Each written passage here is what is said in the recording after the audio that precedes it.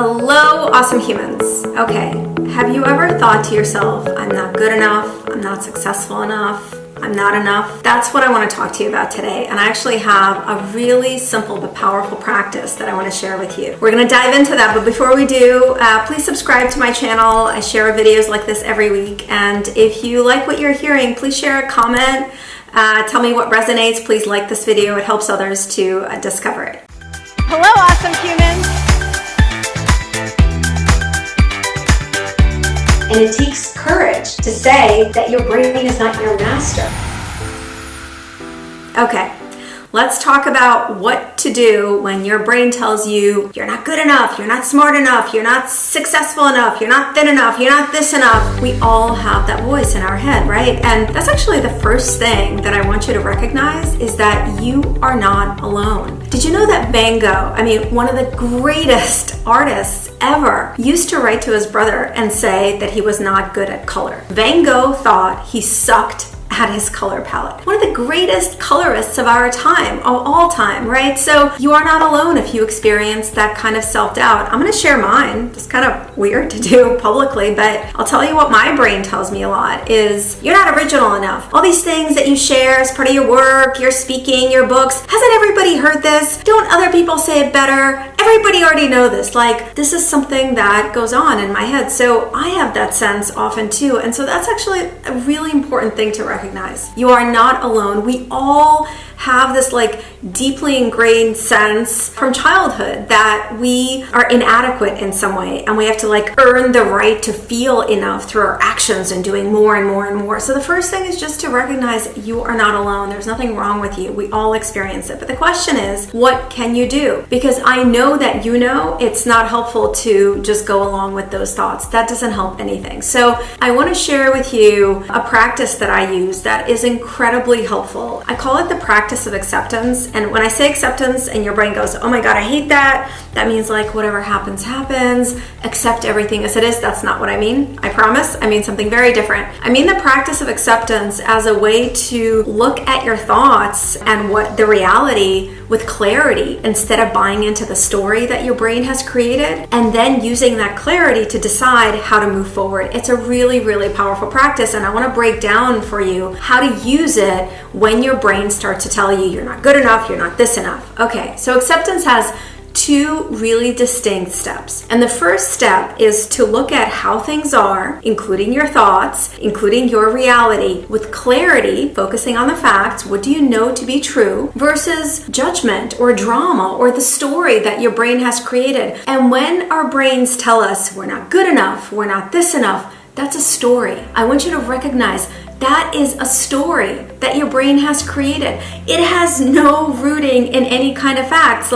Sometimes what I'll do when I practice a step is I'll talk back to my brain and I'll say, I'm not good enough compared to what? Compared to what? What is it exactly? And what really helps separate the clarity, the facts that are true from the story is to get really specific. When we get caught in kind of these big amorphous thoughts of self-doubt or fear or not good enoughness, well, then they're just there and we can't move past them. So break it down, get really specific. What do you mean, brain, I am not good enough? What does that mean to be good enough? What do you mean I'm not successful enough? What does that mean? Am I comparing myself to others? Well, that's a story. That's not facts. Facts are focused on you. And so that's the first thing to do is to really get specific with recognizing what is a story your brain has created that has no rooting in anything other than it makes you feel like crap and prevents you from moving forward, and to really separate that drama, that judgment, the story from what do you know to be true. Let's use my example.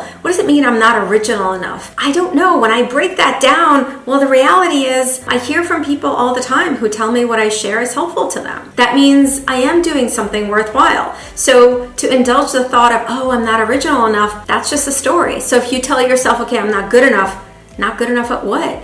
Focus on what are the things that you're doing. Focus on some of the strengths, some of the accomplishments, and recognize those are the facts. The rest is a story. So that's the first step of acceptance. And remember to be really specific when you do this. The more specific you can get with your doubt, with your thoughts of not enoughness, the less power they have over you. And that's one of the ways you talk back to your brain. Remember, just because your brain offers you a thought does not mean you have to go along with it. You are in charge, not your brain. And that's the really important part of that first step. Now you've separated the facts from the story that your brain has created. The next step, the second step of acceptance, is to ask yourself, okay, given the reality, and given that my brain keeps offering these thoughts and how it makes me feel, what is the next best thing I can do to move forward? And this shifts your brain from ruminating on this and not good enough that and self-doubt into, okay, let's focus on what you can do to move forward. And I will tell you what always helps me as part of that step is to connect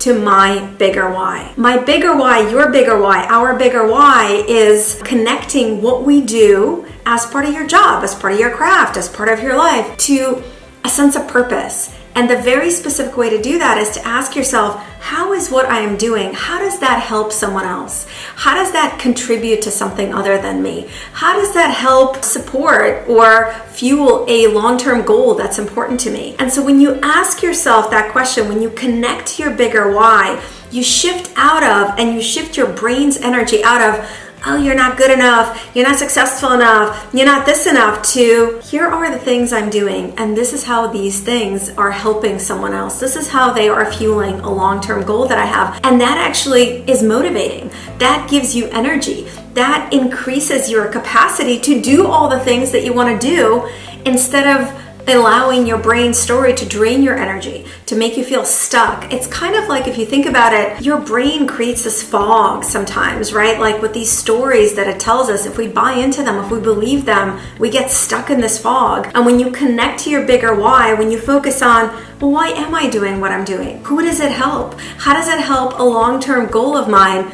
Well, you clear up the fog. You tell the story to go over here and you focus on what is meaningful and purposeful.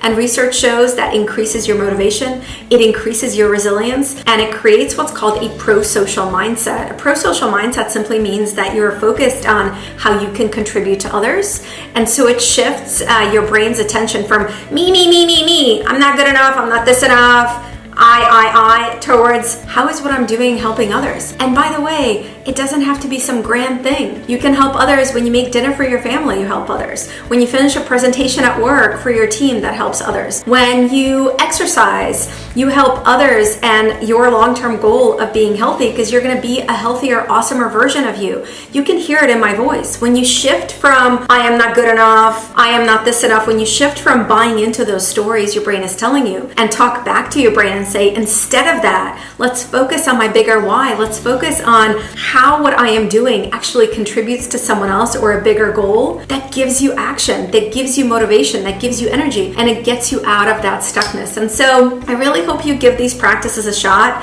This, again, 2 steps of acceptance. Look at how things are with clarity.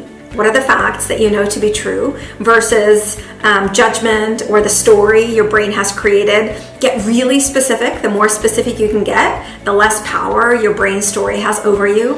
And then step 2, remember you can talk back to your brain. You do not have to accept a thought that it gives you if it's not helpful to you. And so as part of step 2, ask yourself, what is one thing that I can do to help me move forward? And I really encourage you as part of that step to connect to your bigger why, to ask yourself how what you're doing, whether it's in your personal life, at work, with your family, how are things I'm doing, how are they helping others or contributing to someone bigger than me or a goal that I have? And that shifts you out of the I am not good enough, I am not this enough story, and into action and into motivation and into actually bringing out your awesomeness to share with the world.